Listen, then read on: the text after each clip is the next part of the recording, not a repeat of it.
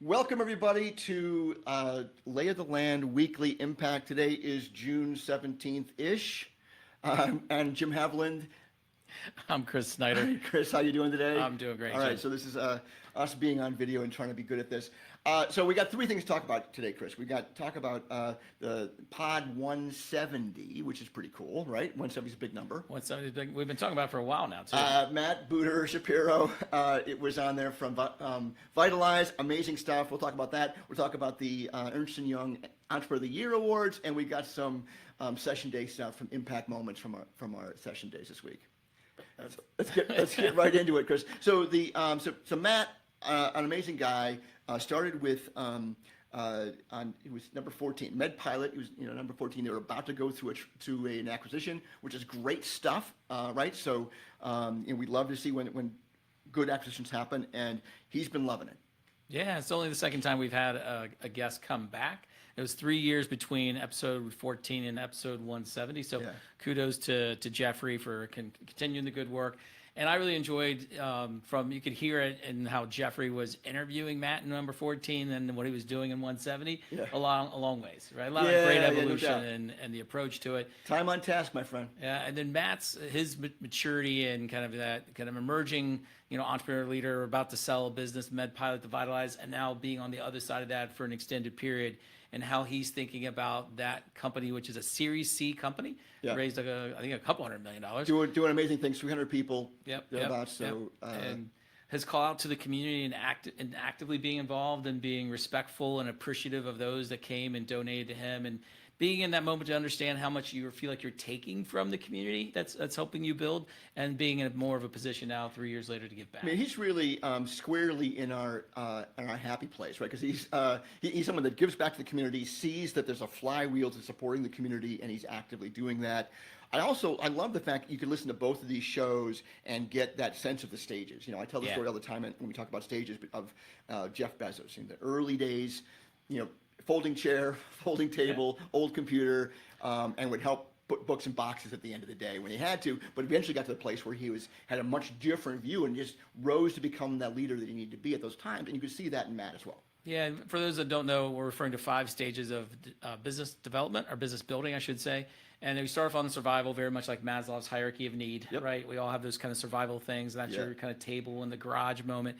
And then you get into sustainable. You got a product and market. You got some payrolls being met, right? But there's danger still all around you. All over the place, And then you get to scale, and that's really where Matt's at right now, in that place where the company's really starting to thrive. Your Series C is still in scale for me. Because I think about it in terms like you still have to maintain some dry powder to go after the opportunities that are out there, and other people are going to start noticing you. That's the real thing about it. It's like suddenly you have some presence, so you're going to get some new competitors. That's the change of focus. And then you go into like the succeed stage, where you're getting highly recognized for all the great work the organization's doing in the community. And then stewardship is that moment where it doesn't need founders or originating leaders anymore. It's running. It's got its own momentum. It's worked out really well. But I think only about 17 businesses ever really get get sold, right? And hopefully when they do get sold, they're in that steward scenario. It might be in the succeed scenario. But great job on his part in riding that wave, and we get the sense there's another thing coming, but he's still learning and growing and becoming the leader that he could be for growing another company much bigger. It's a great place to be. Catch that one. All right, so let's talk about the Ernst Young Entrepreneur of the Year Awards. That was I know you won in 2013, Kris. This was a good experience for you, and I was there in your place for this one, and I can tell you a couple of things that I really noticed. There were a whole bunch of people who really started their businesses from the very simple place. Like I started making granola in my kitchen. I started making paint in my garage. I mean, really, building from scratch to build a business, and it's great to see people like that acknowledged. Well, my favorite story was this kid who they gave an award to. He's still in college. But he started just to make money. He was buying up trailers, fixing them, and reselling them. And now he's done a couple hundred of these. It's like that's really and here's the thing, Kris. He comes on stage and he looks uncomfortable, so I'll get out. He doesn't like this at all. He gets the big check and but now the crowd erupts, and my God, this kid, now he's an entrepreneur forever. It's like now and what a great thing for E&Y to create is an opportunity for someone to feel that kind of feedback, because it's normally a lonely thing.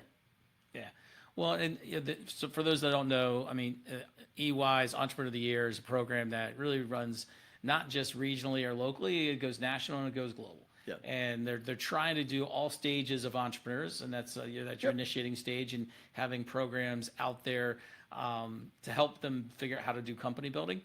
But they do go all the way to large companies too. Yeah, right? yeah. And recognizing leaders and would-be entrepreneurs inside of larger organizations. Yeah, former client KBK with what's that Key one? Factor? Key Factor, yeah, Key Factor One, the CEO of there, and they're not really.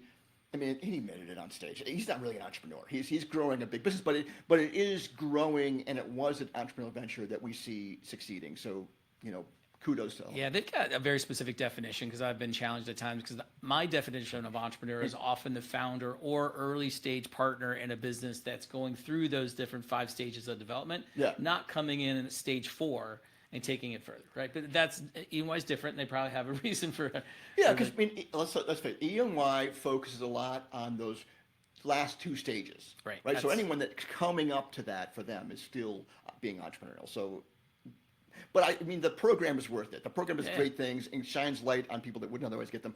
I got to meet people from all over the region. They've made it regional now. So I got Pennsylvania, West Virginia, parts of Tennessee were there, and they all did well. I mean, a lot of women on stage, Chris, in this one, which was really great to see. And one of our former people on Lay of the Land, Dallas, and his partner Chris Day of Felix. They were from 86, show number 86. They won this year. Very proud of them. Did a great job. Yeah, and obviously you bumped into Aaron Grossman from episode number 41 of Talent Launch. Yeah. He was a winner back in 2015. Former client as well. Yep. No, we love Aaron and all the great work they do at Talent Launch. Yeah, I mean, he's great, and he's a great model. I mean, he's doing great work, and he's got, he also did he's done other things he's been spinning out. So that guy's on fire. Yep. Traditional visionary, can't stop. I got one more thing to go build. Got to keep building. Yeah, he wanted to know if Jill was going to be there. Jill Hedrick, one of our partners, kind of a client, and also been on the show. I don't remember which one he's on, but he's helped me with another thing I'm starting. It's like perfect. All right, third thing was session days. We both had session days this last week, and we always look for impact moments. So that's for us, impact moments are that one thing. We're going through a process. We're helping people move forward. We're using the tools, but we're looking for that thing that really kind of the light goes off. It's that eureka moment in the session when we really learn something new about ourselves or the business. And Chris, we always seem to find those. Yeah, and just to add a little color to it, I mean, in that coaching, we're working with leadership teams of entrepreneurial-based companies that are ambitious in their growth cycles, right? And they want to keep figuring out how to grow. So in that, when you're coaching a leadership team across the full, most of the time, it's a full 8 hours, right? Yeah. There's times where things get hard, and then something lands, right? There is that moment of clarity that shows up, and sometimes we walk right by them, and part of the work is not to walk by the moment. You got to capture it. You got to capture, you got to pick it up, and you got to realize it. Now, there might not be a whole lot to do with it other than maybe they cascade it and they share that realization, that clarity that they had in that moment. But we do want to recognize it. So I think that's one of the reasons we like to try to capture those, right? And capture those, and try to give them names so we can actually refer to them again, so they can remember it, and then because they quite often can't do anything about it. It's too new, so they have to start processing it, and then when we get them back next time. And mine was NCS Credit, a great client.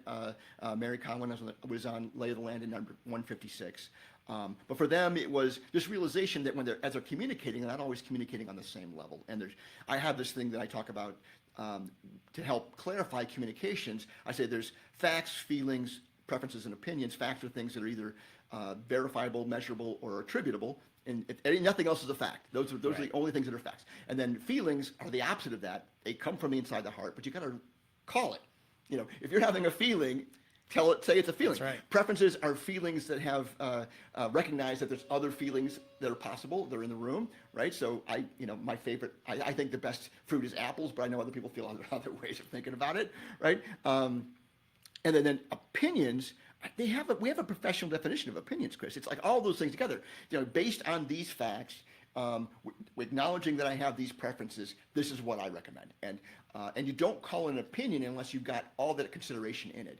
and having them go through that as they're trying to unpack things was really a game changer. They all said when we go to the end of the day, like, you know, do we meet expectations? Like, and did we have any impact moments? Or like 4 of them called out, we're going to use that every day. Yeah. You know, breaking that down and making communications more clear. Yep, no doubt. And it sounds like they picked up the moment. Right? They did, Yeah. because we lean into it. I mean, we talk about it. We said, what was the thing? If we had an impact moment, mention it during checkout and then during our reflection on the meeting. Yeah, no, 100%. We do that always in that conclude phase when you're wrapping up, just one last time to bring forward. Yeah. So mine last week, coaching Journey Wealth, TJ Glia, which was episode number 144. So for those that don't know, Journey Wealth has kind of 2 focuses. One is they have a professional golf division where they take care of financial services for professional golfers. That's called FSM Wealth. And then their main primary focus on their Journey Wealth is entrepreneurs. Yeah. So being financial advisors to entrepreneurs. And I tell you, Jim, that's got to be a difficult challenge because most of the time, the wealth of entrepreneurs is locked up in their businesses. I love the fact they're doing, you know, something that's widely available, but they're doing it in 2 very specific markets, and you know, because they're very different, but they're very specific, and that is a great way. I mean, all my clients tell them, like, find something that's really specific to you, and they do a great job with both of those markets. I love the way they talk about our guys with the golfers. They never tell us who their names are. It's part of the deal.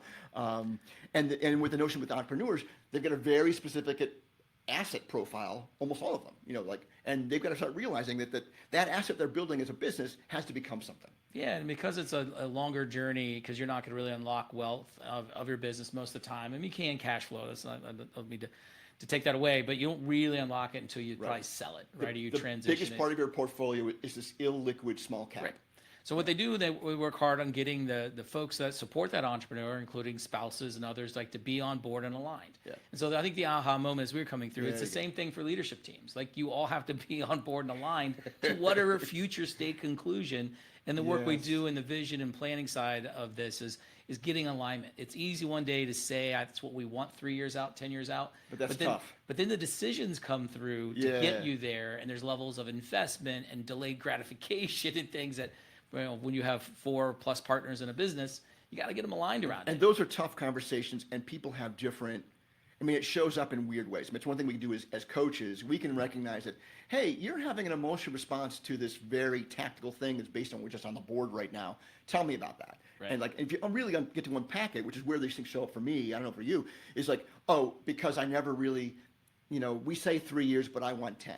Right. You know, that's a big difference. And it's the same way. Again, but they do such a great job for their clients because I'm also a client in full disclosure, but I know they do a great job for my wife and I finding alignment to those outcomes, but seeing it in the room and going, hey guys, I think what we have right now is an alignment. All we got to do is deal with our alignment issue. And I know it's easier to say than do, but that's really what I think what the impact was. When that's the work to be done, that's the work to be done. And I didn't know that. That's really brilliant to make sure that, like, let's, you know, for them to unpack that with spouses, a huge part of this.